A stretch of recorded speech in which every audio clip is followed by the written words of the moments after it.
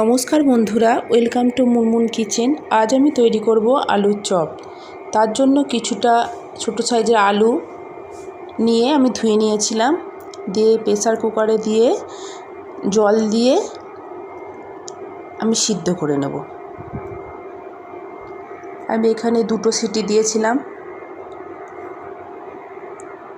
এবার পাত্রে নিয়ে নেব কিছুটা পরিমাণে বেসন।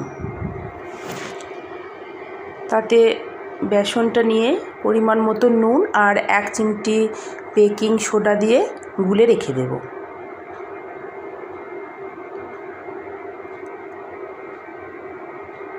এবার কড়া চাপিয়ে তাতে দিয়ে দেব কাসুরি মেথি। মেথিটি শুকনো খোলায় একটু ভেজে নেব।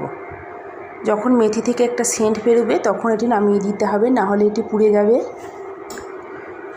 দেখুন মেথি ভাজা আমার হয়ে গেছে। এবার দিয়ে দেব 2টো শুকনো লঙ্কা,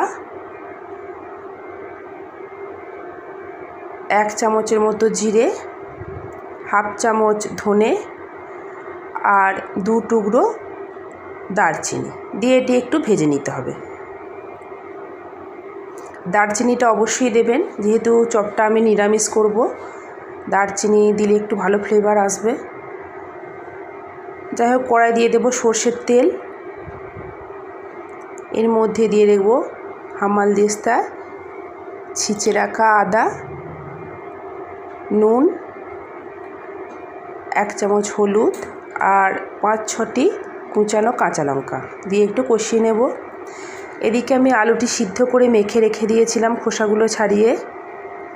সেই সিদ্ধ করে রাখা আলুটি আমি দিয়ে দেব। দিয়ে গ্যাসের ফ্লেমটি লোয়ে রেখে আমি একটু কষিয়ে নেব। মিনিট 5 মতো কষিয়ে নিয়েছিলাম। এই সময় গ্যাসের ফ্লেমটি অবশ্যই লো রাখবেন।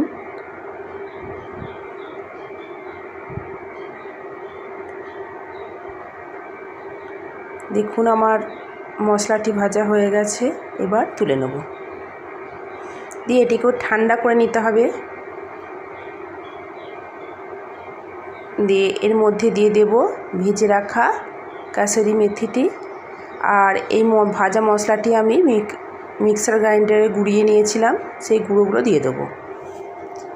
স্বাদ মতো নুন দিয়ে হাতের সাহায্যে মেখে নেব।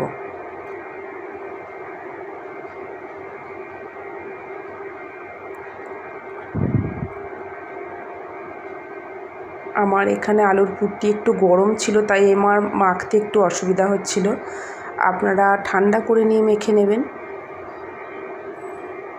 দেখুন আমার নিরামিষ চপের পুর তৈরি হয়ে গেছে। এবার আমি গোল গোল করে শেপ দিয়ে নেব।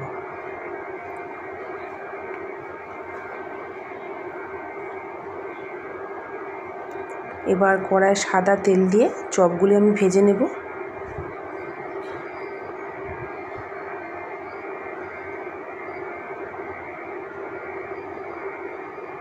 কাসুরি মেথি যদি বাড়িতে না থাকে তাহলে যখন জিরে, ধনে আর দারচিনিটা ভাজা হচ্ছিল তাতে সামান্য গোটা মেথি, মানে 4 চামচের 1/2 চামচ গোটা মেথি দিয়ে যদি ওটা শুকনো খোলা রকম করে ভেজে মিক্সিতে গুঁড়িয়ে নেন, তাহলেও নিরামিষ চপের একটা ভালো সেন্ট আসে। তবে বেশি মেথি দেবেন না, তাহলে তিতো টাইপের হয়ে যাবে। একটু খুব সামান্য দিলেই হবে। দেখুন চপগুলো আমার লাল লাল হয়ে গেছে। এবার আমি তুলে নেব।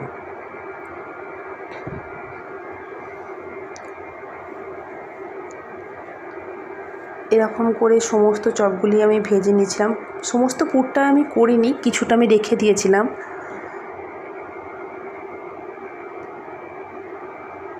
এরকম করে ভেজে নিতে হবে।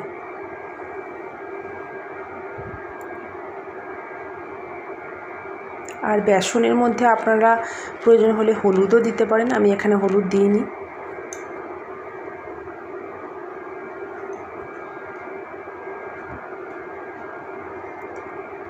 দেখুন চপগুলো কি সুন্দর ফুলে উঠেছে।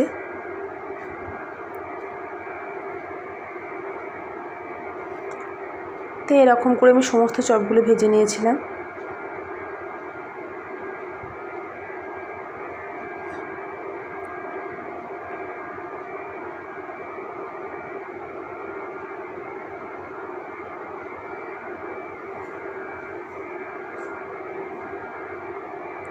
এবার আমি তুলে নেব। দেখুন তৈরি হয়ে গেল আমার নিরামিষ চপ। আর ভিডিওটি ভালো লাগলে অবশ্যই লাইক এবং সাবস্ক্রাইব করার অনুরোধ রইল।